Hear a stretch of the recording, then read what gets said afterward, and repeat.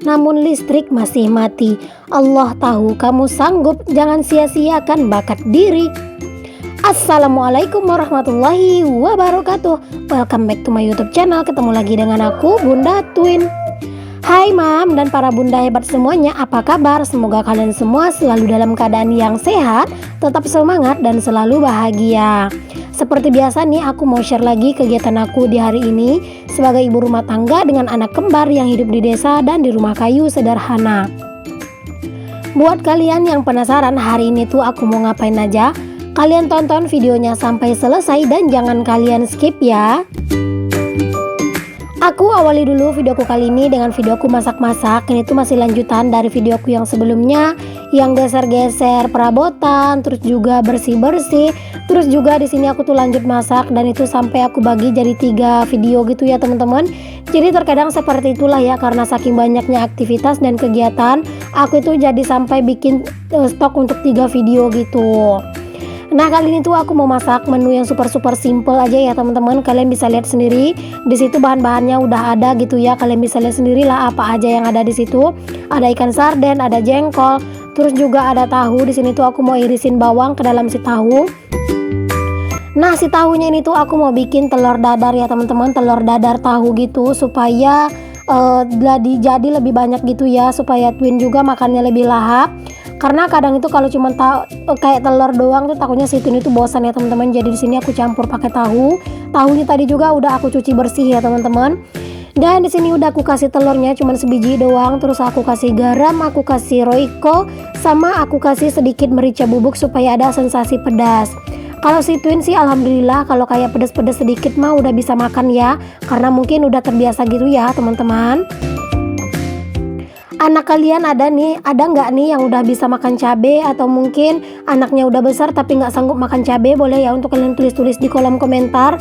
Karena kan anak-anak itu juga kayak ada ya teman-teman, kadang dia itu udah umurnya udah agak besar, cuman dia itu nggak berani makan cabai, atau mungkin orang tuanya yang nggak mengizinkan gitu ya. Ada juga kan. Tapi kan menurut yang pernah aku dengar, katanya kalau anak-anak itu udah bisa makan yang agak pedas-pedas, itu katanya baik juga buat pertahanan tubuh. Cuman aku nggak tahu pasti sih ya.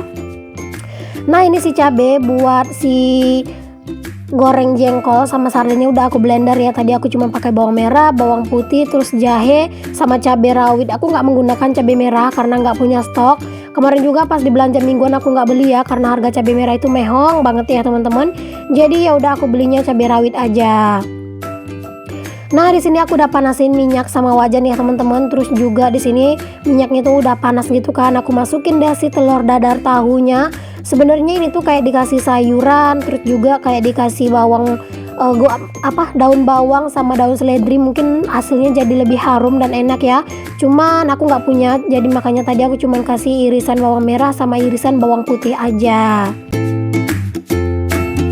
Alhamdulillah untuk telur dadarnya anak-anak ini tuh udah matang. Di sini aku tuh lanjut mau masak jengkol. Aku mau goreng dulu untuk si jengkol ya.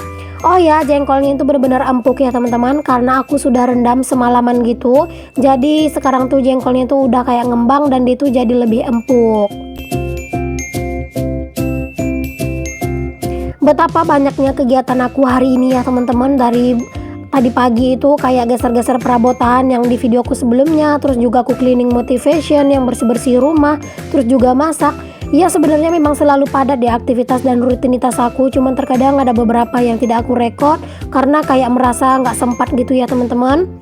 Oke deh dilanjut ya. Di sini tuh aku mau goreng untuk ikan sardennya. Tadi aku pakai yang kecil aja ya teman-teman, dan isinya itu nggak terlalu banyak dan kecil-kecil juga. Tapi ya udahlah ya, ini tuh pasti cukup lah buat kami. Kalau goreng sarden itu tuh apinya jangan besar ya teman-teman, terus juga minyaknya jangan terlalu panas. Pokoknya kalau misalnya goreng sarden itu tuh apinya itu yang kecil-kecil aja, karena dia itu kan udah lembek gitu ya, takutnya nanti malah hangus. Alhamdulillah untuk ikan sardennya udah matang. Di sini lanjut aku itu mau tumis untuk si sambelnya. Di sini tuh bener-bener nampol banget untuk pedesnya ya, karena aku kan menggunakan cabai rawit doang ya teman-teman. Aku tuh nggak kasih cabai yang lain karena memang bener aku tuh nggak punya stok sama sekali cabai merah.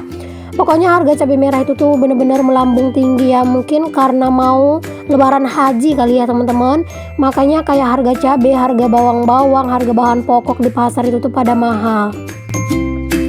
Cuman ya nggak apa-apa lah ya, sekarang aku pakai cabai rawit aja dulu. Cuman kayak kalau misalnya pakai cabai rawit itu tuh kayak micinnya agak rada dibanyakin dikit gitu ya, cuman jangan terlalu banyak karena kan juga nggak boleh ya.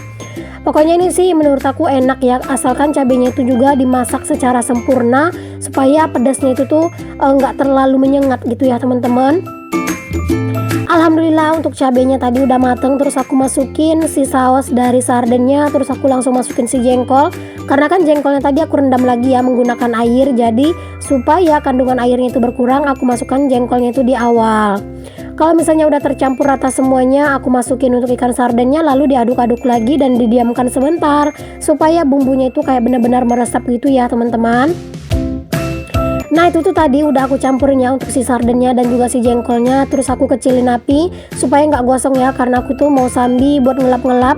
Karena nggak tahu kenapa ya teman-teman, kalau misalnya IRT itu tuh nggak bisa kerjanya itu cuman satu aja gitu yang dipegang, pasti selalu menyambi dan juga merembet ke pekerjaan yang lainnya gitu ya kan. Nah alhamdulillah nih udah matang teman-teman, langsung aja aku salin aja ke dalam wadah. Dan di sini tuh menu kami udah matang ya teman-teman, ada sambal jengkol dan juga ikan sarden, terus juga ada telur dadar tahu gitu.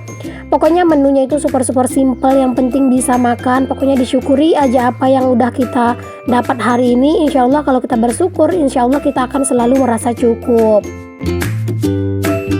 Oh ya, di sini tuh sambil aku ngelap-ngelap, aku itu mau sedikit sapa-sapa nih. Ada beberapa teman-teman yang minta disapa. Ada Mam Misna dari Ternate Maluku Utara. Hai Mam Misna. Terus juga ada Mam Hamidah di Malang Jawa Timur. Hai Mam Hamidah. Terus ada juga Mam Vita di Madiun. Hai Mam Vita. Oke teman-teman, sampai di situ ya untuk sapa-sapanya. Buat kalian yang mau disapa, jangan lupa tuliskan nama dan asal daerah kalian ya.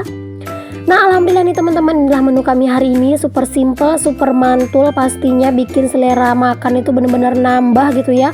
Mungkin buat yang bebeknya itu mudah naik kayak aku, pasti bebeknya itu bakalan naik deh. Oke alhamdulillah nih teman-teman, udah kelar aku itu buat beres-beres. Tadi ya udah ngelap-ngelap. Di sini step terakhirnya kalau udah masak-masak itu ya nyapu-nyapu. Karena pokoknya itu kalau udah masak itu nggak beberes dan nggak nyapu-nyapu itu rasanya kayak kurang afdol nggak sih? Pokoknya itu kalau misalnya udah masak itu harus beberes dan harus langsung disapu supaya dapur itu tuh tetap bersih. Oh ya teman-teman, aku itu sebenarnya pengen banget memindahkan meja dispenser itu sejajar dengan meja kompor ya. Ada juga yang komen katanya bagusan seperti itu. Kalau aku sendiri sih memang pengennya seperti itu juga ya teman-teman. Cuman memang untuk meja dispenser aku itu sudah tidak bisa digeser-geser karena itu tuh sudah dipaku mati ke dinding langsung. Dan juga pas kemarin itu tuh tukang itu ada di rumah, aku itu udah kasih tahu ke Pak suami, aku bilang kalau meja dispensernya itu dipindahin aja mumpung ada tukang. Terus juga nanti kayak dipindahin di bagian yang tempat meja makan aku yang sekarang itu ya. Cuman Pak suami itu nggak setuju teman-teman, dia itu nggak ngasih izin. Jadi ya udah tetap aja lah meja dispensernya itu di situ aja dulu. Doain aja ya teman-teman, semoga suatu saat nanti Pak suami itu bakal setuju buat mindahin meja dispensernya supaya berasa lebih lega gitu ya di bagian dinding yang di dekat kulkas. Oke deh, dilanjut ya teman-teman. Di sini tuh aku udah kelar masak-masak, terus juga udah ngangkatin pakaian tadi ya. Aku tuh sengaja ngangkatin pakaian lebih awal karena memang juga cuaca panas dan udah pada kering. Terus juga alasannya itu karena aku tuh mau nyapu. Jadi kalau misalnya aku nyapu kayak gini tuh cuacanya tuh kayak lumayan panas gini, aku usahakan buat angkat pakaian dulu ya. Tapi kalau misalnya cuaca itu nggak terlalu panas dan debu nggak terlalu banyak, aku kadang nggak angkat dulu ya untuk si pakaian. Tapi ini tuh cuacanya tuh bener-bener panas ya teman-teman, terus juga debunya tuh lumayan banyak. Makanya tadi aku memutuskan untuk angkatin semua pakaian dulu supaya aku lebih leluasa buat menyapu halaman. Alhamdulillah sih untuk halaman aku tidak terlalu parah-parah banget untuk kotornya. Kalau biasanya kalian pasti tahu lah ya bagaimana halaman aku itu bener-bener kotor dan banyak daun-daun kering ya. Ini udah beberapa hari nih, padahal nggak aku sapu, udah 2 atau 3 hari ya.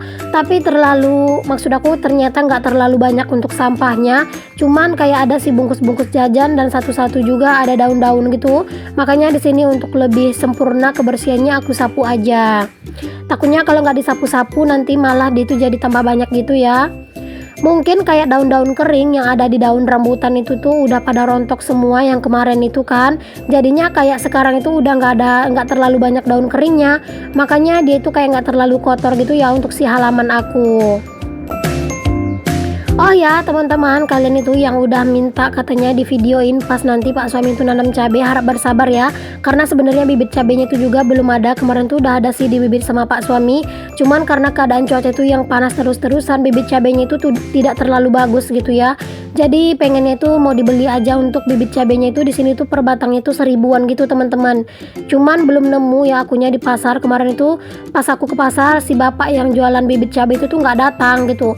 Jadinya itu tuh belum dipindahin ya sama Pak suami tanahnya itu ke polybag. Nanti kalau misalnya bibitnya udah ada, pasti aku bakal suruh dan rayu-rayu Pak suami agar mau di videoin ya, supaya kalian itu bisa tahu juga bagaimana cara Pak suami nanam cabai, kenapa cabai aku itu selalu subur-subur dan selalu tinggi-tinggi.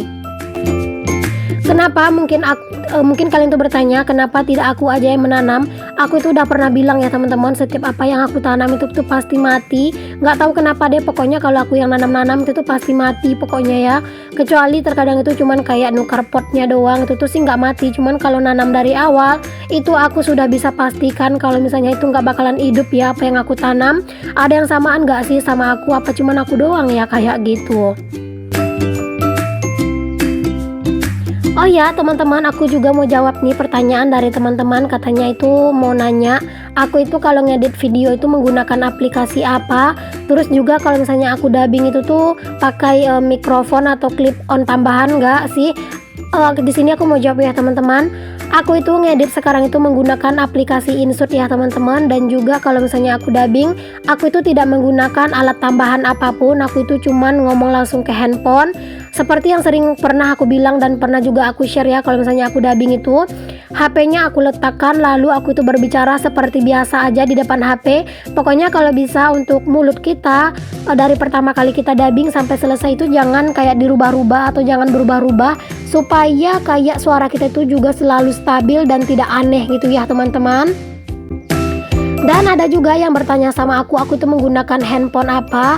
Nah, aku tuh menggunakan handphone Vivo Y33T ya teman-teman. Ada juga sih beberapa yang bertanya, Bunda Twin kasih tahu dong harga handphone barunya itu berapa, katanya supaya jadi referensi. Sebenarnya aku itu bukannya nggak mau ngasih tahu ya, cuman rasanya tuh kayak gimana gitu ya. Tapi ya sudahlah, di sini aku akan kasih tahu ya untuk harga handphone aku. Jadi harga handphone yang aku beli itu, yang handphone baru aku yang sekarang aku pakai ini tuh harganya tuh 3.400.000 ya teman-teman. Dari uang gaji YouTube aku, uang endorse juga, terus ada pendapatan lain dari YouTube. Itu tuh aku nambah 400.000 ya teman-teman buat aku beli handphone ini dulu. Tapi alhamdulillah sih ya teman-teman, walaupun harga handphonenya tuh lumayan mahal, aku tuh benar-benar puas sih dengan kualitas kameranya yang lumayan bagus, RAM-nya juga yang lumayan besar.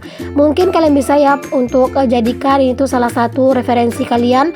Kalau kalian tuh mau beli handphone, kalian tuh gunakan saja yang merek Vivo. Karena handphone aku yang lama juga itu tuh merek Vivo ya teman-teman, dan menurut aku dengan tipe yang rendah dan harga 2 jutaan ya. Kalau handphone aku yang lama itu tuh Vivo Y15 itu tuh menurut aku kameranya tuh udah lumayan bagus. Cuman kalau dibandingkan dengan kamera yang sekarang tentu lebih bagus yang sekarang ya, karena juga tipenya juga berbeda, terus juga kayak kualitas kameranya juga berbeda, dan juga pastinya ini kan lebih bagus gitu ya untuk harganya, lebih mehong, tentunya juga kualitasnya lebih bagus. Cuman menurut aku sih ya teman-teman, kalau memang kita ada budgetnya nggak apa-apa beli yang sekalian agak mahal, supaya dia itu kayak lebih perfect gitu hasilnya. Dan juga kita kan selalu pakai ini kan buat lama gitu ya teman-teman, jadi nggak apa-apa kalau misalnya kita itu kalah di harga menang di pemakaian. Pak suami juga menyarankan sih sama aku kemarin itu, Pak beli saja yang agak rada bagus sekalian, supaya nggak bolak-balik beli, kata Pak suami gitu. Jadi sama aku kan, karena kan sekarang alhamdulillah aku kan udah punya penghasilan, jadi alangkah baiknya juga untuk kualitas kamera atau videoku harus selalu aku tingkatkan. Oke deh, kayak gitu ya teman-teman untuk handphone aku. Semoga kalian itu nggak bertanya lagi, dan semoga juga kalian itu nggak bilang pantasan aja kameranya itu bagus, HP-nya juga HP mahal. Sebenarnya juga nggak harus perlu HP yang mahal untuk menghasilkan kualitas video yang bagus ya teman-teman. Pokoknya kita itu juga harus memperhatikan pencahayaan, terus juga cara pengambilan gambar. Jangan sampai kita itu mengambil gambar itu yang bertatapan langsung dengan cahaya, itu biasanya pasti akan silau ya. Pokoknya pilih posisi, jangan sampai yang terlalu bentrok dengan cahaya. Percuma kalau misalnya kita punya HP yang sangat-sangat bagus gitu ya, tapi kalau kita nggak bisa mengolahnya juga susah ya. Oh ya teman-teman, aku ucapkan terima kasih untuk kalian yang sudah menonton videoku sampai di detik ini ya. Semoga selalu ada manfaat yang bisa kalian ambil. Sampai ketemu lagi ya teman-teman di videoku yang berikutnya. Assalamualaikum warahmatullahi wabarakatuh. Bye bye.